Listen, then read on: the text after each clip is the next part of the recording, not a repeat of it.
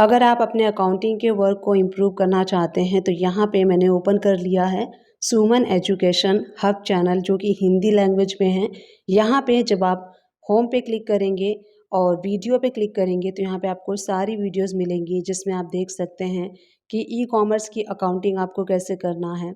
Budget से related काफ़ी सारे वीडियोस में लेके आई थी, टीडीएस से रिलेटेड। एंड ये मेरा सेकेंड चैनल है Suman education hub English. Subscribe button पे क्लिक करके प्लीज़ चैनल को सब्सक्राइब कर लीजिए। जैसे ही आप वीडियो पे क्लिक करते हैं तो आप देख सकते हैं यहाँ पे सारे वीडियोस मैंने इंग्लिश लैंग्वेज में प्रोवाइड किया है। अगर आप अकाउंटिंग का वर्क इंग्लिश लैंग्वेज में सीखना चाहते हैं तो इन सारे वीडियोस को आप वॉच कर सकते हैं। ये सारी वीडियोस आपको इंग्लिश लैंग्वेज में मिलेंगी, चाहे वो टीडीएस से रिलेटेड हो, चाहे वो ई वे बिल से रिलेटेड हो, सैलरी से रिलेटेड हो, और अकाउंटिंग से रिलेटेड हो, टैक्सेशन से रिलेटेड हो। टैली प्राइम को ओपन कर लेंगे और सबसे पहले हमें बैलेंस शीट को ओपन कर लेना है। करेंट लायबिलिटी के अंडर ड्यूटीज़ एंड टैक्सेस में जब आप देखेंगे तो सबसे पहले हमें एनालाइज करना होता है कि कितना हमारा इनपुट है एंड कितना हमारा आउटपुट है। तो आप यहाँ देख सकते हैं input CGST, input SGST debit side में शो होता है, और जो हमारा आउटपुट टैक्सेस है वो क्रेडिट साइड में शो होता है। तो इनपुट टैक्स हमारा है 7,70,511 और जो आउटपुट है 7,26,675, यानी कि यहाँ पे हमारा इनपुट ज़्यादा है और आउटपुट कम है। इसी से रिलेटेड मैंने कमेंट्स रिसीव किया था, अगर हमारा इनपुट ज़्यादा है और आउटपुट कम है तो जब हमारा इनपुट ज़्यादा होता है और आउटपुट कम होता है तो जो इनपुट टैक्सेस होते हैं वो कैरी फॉरवर्ड होते हैं। तो चलिए इसका स्क्रीनशॉट ले लेते हैं। स्क्रीनशॉट में इसलिए ले रही हूँ क्योंकि जब हम एंट्री पास करेंगे तो उस टाइम हमें इस स्क्रीन की रिक्वायरमेंट होगी। आप चाहें तो प्रिंट भी ले सकते हैं। चलिए अब GST एडजस्टमेंट की एंट्री को हम पास करते हैं। तो गेटवे ऑफ टैली से V प्रेस कर लीजिए, Alt A प्रेस करके आपको जर्नल वाउचर को सिलेक्ट कर लेना है। F2 प्रेस करके मंथ के एंड का डेट सिलेक्ट कर लीजिए। अब यहाँ पे हम क्या करेंगे, जो हम GST एडजस्टमेंट की एंट्री करते हैं तो हम अपने आउटपुट को इनपुट के साथ एडजस्ट करते हैं। तो यहाँ पे मैं कंसोलिडेट एंट्री करूँगी, यानी कि एक ही एंट्री में हम सारे आउटपुट एंड सारे इनपुट को एडजस्ट करेंगे। तो यहाँ देखिए आउटपुट CGST है, हमारा जो भी अमाउंट है हमने डेबिट कर लिया है, एंड अगेन डेबिट सिलेक्ट करेंगे, आउटपुट SGST कर लेंगे। इसी तरीके से इनपुट SGST को हम एडजस्ट करेंगे। तो जो इनपुट SGST का अमाउंट है वो आप स्क्रीनशॉट जो आपने लिया है वहाँ से आप देख सकते हैं, वहाँ से आपको यहाँ पे उतना ही फिल कर लेना है। इससे क्या होगा, जितना हमारा आउटपुट है उतना ही हमारा इनपुट एडजस्ट होगा, उससे ज़्यादा हम यहाँ पे एडजस्ट नहीं कर सकते हैं। उसके बाद input SGST and input CGST हम दोनों एडजस्ट कर लेंगे। एडजस्ट करने के बाद जो रिमेनिंग, जो हमारा एक्सेस इनपुट वाला अमाउंट है वो ऑटो हमें शो होगा। कैसे शो होगा मैं अभी आपको शो करती हूँ। उसके बाद हम क्या करेंगे, दोनों अमाउंट एडजस्ट करने के बाद यहाँ पे हम नरेशन में लिखेंगे कि GST adjustment entry for the month of, जिस भी मंथ के लिए आप इसको रिकॉर्ड कर रहे हैं उस मंथ को आपको कर लेना है। अब चलिए बैलेंस शीट को ओपन कर लेंगे एंड अंडर करेंट अगेन मैं आपको शो करती हूँ। बैलेंस शीट को ओपन करेंगे, करेंट लायबिलिटी में, ड्यूटीज़ एंड टैक्सेस में। अब आप देखेंगे तो आपको इनपुट CGST SGST अभी आपको यहाँ पे 43,000 समथिंग शो हो रहा है, यानी कि ये अमाउंट कैरी फॉरवर्ड हो गई है। अब जब आप next month sale and purchase करेंगे उस टाइम जो भी आपका एडजस्टमेंट होगा ये हम एडजस्ट नेक्स्ट मंथ में आउटपुट के साथ करेंगे। तो इस तरीके से आपको एडजस्टमेंट की एंट्री पास करनी है। सिंपल सा जो आपका आउटपुट है इनपुट के साथ एडजस्ट होता है, इनपुट ज़्यादा होता है तो इस तरीके से आप एडजस्ट करके नेक्स्ट मंथ में ये अमाउंट को एडजस्ट कर सकते हैं। अभी देखिए TDS प्रोफेशनल सर्विसेज ली गई है और जो पेमेंट किया गया है उसका बाइफिकेशन यहाँ पे मेंशन है कि 1 मई को 15,000, उसके बाद 30 मई को 20,000, उसके बाद 12 मई को। तो इस तरीके से पेमेंट की गई है। और इसका एंट्री कैसे करना है, लीगल एंड प्रोफेशनल सर्विसेज के अंडर में @10%, इसके अकॉर्डिंग हम सारी जो अकाउंटिंग की ट्रीटमेंट है वो हम टैली प्राइम में करेंगे। तो बेसिकली हम आज के इस वीडियो में देखने वाले हैं कि TDS on legal and professional की ट्रीटमेंट आपको कैसे करनी है, अगर आप कोई लीगल एंड प्रोफेशनल सर्विसेज लेते हैं तो उस केस में क्या होता है कि थ्रेशोल्ड लिमिट 30,000 और ये फाइनेंशियल ईयर 24-25 के लिए है। अब न्यू फाइनेंशियल ईयर के लिए न्यू थ्रेशोल्ड लिमिट आ गई है 50,000। तो अभी हम जो ओल्ड फाइनेंशियल ईयर है उसके अकॉर्डिंग कैसे कैलकुलेशन करना है ये मैं आपको आज के इस वीडियो में बताऊंगी। तो लीगल एंड प्रोफेशनल सर्विसेज जो है ओल्ड फाइनेंशियल ईयर यानी कि 24-25 के लिए 30,000 है और टीडीएस का जो रेट है वो है 10%। तो किसी से भी आप एग्रीगेट ईयर में पूरे साल में अगर 30,000 या फिर 30,000 से ज़्यादा का लीगल एंड प्रोफेशनल सर्विसेज लेते हैं तो वहाँ पे आपको @10% के अकॉर्डिंग टीडीएस को डिडक्ट करना होता है और उसको पे करना होता है। तो चलिए टैली प्राइम को हमने ओपन कर लिया है और यहाँ पे गेटवे ऑफ टैली से हम भी प्रेस करेंगे। जिस डेट में पेमेंट किया गया है तो वो डेट हमें यहाँ पे मेंशन कर देना है। उसके बाद यहाँ पे डेबिट क्या होगा और क्रेडिट क्या होगा। तो डेबिट होगा राधिका सीए का जो हम लेजर क्रिएट करेंगे। ऑल्ट सी प्रेस करके लेजर को कैसे क्रिएट करना है आप देख लीजिए। राधिका सीए या फिर जो फॉर्म का नेम है तो फॉर्म का नेम भी कर सकते हैं। सैलरी क्रेडिटर्स के अंडर में और एड्रेस आ जाएगा। उसके बाद जो स्टेट है और वेरी इंपॉर्टेंट कि पैन नंबर आपको यहाँ पे फिल करना है। अगर पैन अवेलेबल नहीं है डीएक्टिव है तो यहाँ पे हायर रेट से आपको @20% टीडीएस जो है डिडक्ट करना है। अब यहाँ पे हमने पेमेंट सबसे पहले हम पेमेंट करेंगे तो यहाँ पे हमने पेमेंट कर दिया 15,000 का और अपने बैंक से किया है तो बैंक हो जाएगा क्रेडिट और जो राधिका सीए का लेजर है वो हो जाएगा डेबिट। नरेशन में आप मार्क कर सकते हैं कि बिंग ऑडिट फ़ी या फिर कोई भी जो भी सर्विसेज आपने लिया है जीएसटी रजिस्ट्रेशन जो भी लिया है वो आप नरेशन में मार्क कर सकते हैं। तो चलिए गो टू में चल के और लेजर में आपको ओपन करके शो करती हूँ। तो यहाँ पे हमने लेजर को ओपन कर लिया है। राधिका सीए का अब आप लेजर देख सकते हैं 15,000 डेबिट साइड में शो हो रहा है। सबसे पहले हमने पेमेंट किया है। अब जब भी हम पेमेंट करते हैं तो इसके अगेंस्ट अगर आप इनवाइस रिसीव करते हैं तो इनवाइस को बुक कर लीजिए। अगर इनवाइस नहीं रिसीव किया है आपने तो यहाँ पे हम खर्चे एक्सपेंसेस जो हैं उसको बुक कर लेंगे। जर्नल वाउचर सेलेक्ट कर लीजिए और उसी डेट में आपको कर लेना है बुक यहाँ पे। तो यहाँ पे देखिए डेबिट क्या होगा, जो एक्सपेंसेस होते हैं वो डेबिट हो जाएंगे। तो यहाँ पे मान लीजिए कि ऑडिट फीस आपने दी है तो ऑडिट फ़ी अंडर इनडायरेक्ट एक्सपेंसेस के और बिल अगर आप रिसीव करते हैं तभी जीएसटी एप्लीकेबल होगा, अदरवाइज जीएसटी नॉट एप्लीकेबल रखिए। 15,000 हम डेबिट कर देंगे और क्रेडिट करेंगे राधिका सीए का लेजर। तो इससे क्या होगा कि एक्सपेंसेस इनके नाम से बुक हो जाएगा। नरेशन में आप मार्क कर सकते हैं कि ऑडिट फ़ी का एक्सपेंसेस है फॉर द मंथ ऑफ, किस मंथ के लिए है वो मंथ भी आप यहाँ पे मेंशन कर सकते हैं। तो यहाँ पे इस तरीके से हमने बुक कर लिया है। अब आप देखेंगे राधिका सीए का लेजर, तो ये 15,000 डेबिट में एंड 15,000 क्रेडिट में। अब यहाँ पे इनका लेजर नील हो चुका है।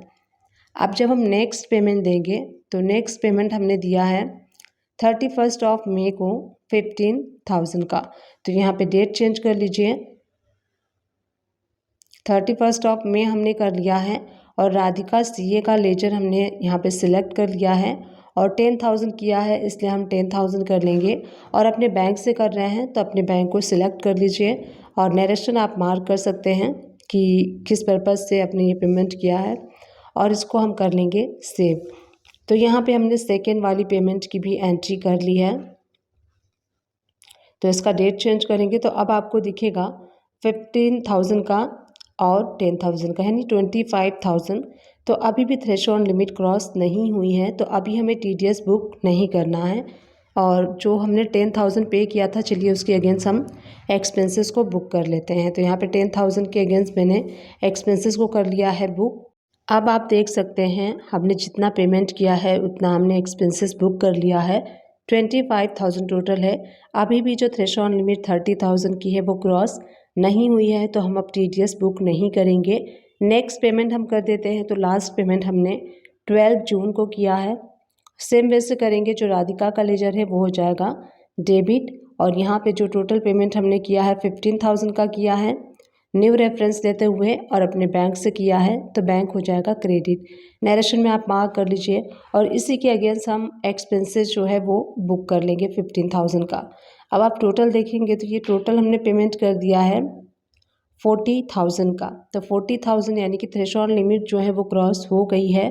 अब हमें TDS बुक करना होगा 40,000 के ऊपर एट द रेट ऑफ 10% के अकॉर्डिंग 4,000 हमें TDS बुक करना होगा। तो यहाँ पे एक्सपेंसेस को हम कर लेते हैं बुक, उसके बाद यहाँ पे TDS कैसे बुक करना है वो देखेंगे। अब यहाँ पे आप देखेंगे हमने जितना पेमेंट किया है उतना हमने यहाँ पे जो है रिकॉर्ड कर ली है एक्सपेंसेस की एंट्री। अब यहाँ पे हम TDS डिडक्ट करेंगे 4,000। अब यहाँ आप देखेंगे, मान लीजिए कि लास्ट एंट्री अगर होती तो पहले मैं TDS की एंट्री आपको बता देती हूँ। जर्नल वाउचर सिलेक्ट करेंगे और TDS के लिए राधिका CA लेजर को हम करेंगे डेबिट 4,000 से, और जिस जिस बिल के अगेंस्ट कर रहे हैं आप यहाँ से उस बिल को, उस इनवाइस को सेलेक्ट भी कर सकते हैं, और अगर आप चाहें तो न्यू रेफरेंस करते हुए भी इसकी बुकिंग कर सकते हैं। उसके बाद यहाँ पे TDS वाला जो लेजर है TDS payable on legal and professional, इसको हम कर देंगे क्रेडिट 4,000 से। और यहाँ पे नरेशन आप मार्क कर सकते हैं कि जो TDS हमने बुक किया है, जब भी हम TDS बुक करेंगे थ्रेशोल्ड लिमिट क्रॉस होगी तो स्टार्टिंग से लेके पूरा एंड तक जो अमाउंट होता है उसके ऊपर हम TDS डिडक्ट करते हैं। तो यहाँ पे देखिए 4,000 अब डेबिट साइड आपको शो हो रहा है, यानी कि 4,000 एक्सेस चला गया है।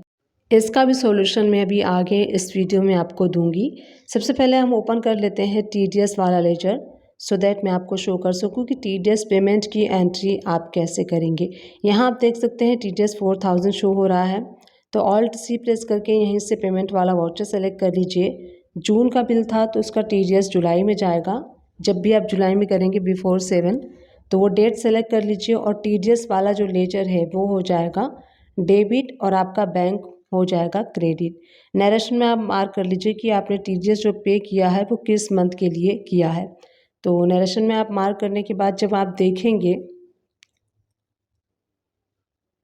Being TDS paid for the month of June, अब यहाँ पे TDS का लेजर आप देखेंगे तो नील हो चुका है, यानी कि ख़त्म हो चुका है, कोई भी लायबिलिटी यहाँ पे नहीं है। अब चलिए राधिका का लेजर ओपन कर लेते हैं। तो राधिका के लेजर में आप देखेंगे तो आपको 4,000 डेबिट साइड में शो हो रहा है। इट मीन्स कि 4,000 एक्सेस चला गया है। अगर राधिका के साथ आपका जो बिज़नेस है वो कंटिन्यू रहेगा तो आगे आने वाले इनवाइस में आप ये 4,000 एडजस्ट कर सकते हैं। अब मान लीजिए कि एक और इनवाइस आपके पास आने वाला है 15,000 का। तो 15,000 के इनवाइस में सबसे पहले आप 4,000 माइनस करेंगे, जो कि एक्सेस अमाउंट आपने 4,000 की पे कर दी है। तो 15,000 में से हम 4,000 माइनस करेंगे, तो 4,000 माइनस करने के बाद आता है 11,000। अब इसके ऊपर हमें TDS भी माइनस कर लेना है।